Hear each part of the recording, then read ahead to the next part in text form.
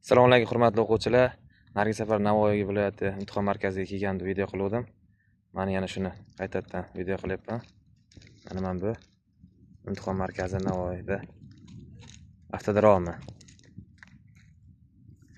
Bu o'zimizniki bilan birga bir degandim. O'zimizniki Kattaqo'rg'on tumanida joylashgan. Sement zavodda ketishga, yangi vokzalga ketishga chap tomonda. Bu yagona deganim ham Samarqand imtihon markazigacha, bu tomon Navoiygacha bitta Kattaqo'rg'onda yagona bo'lgan bizning avtodaromimiz bor. Birga bir mana shu imtihonniki bilan qaysi respublika bo'yicha hamma test markazlarini amaliy imtihon oladigan, vajina oladigan joyi bilan birga bir. Proyektlari ham hamma analari birga bir chiqarilgan. Shuning uchun ada qanday yaxshi tayyorgarlik ko'rsanglar, mana bu yerlardan bemalol o'tasizlar. Hammasi Cobalt. Mana istakadalari ham Cobalt.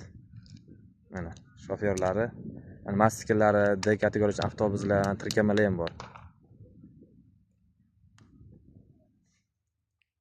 U Ido maktabga tegishli avtomaktabga Kattaqo'rg'on shahrida joylashgan.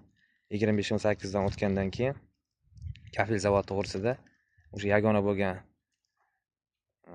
avtodaromi yagona bo'lgan bittagina avtoshkola o'sha Kattaqo'rg'on shahrida joylashgan. Sog' bo'linglar, salomat bo'linglar. O'qishlaringizga omad.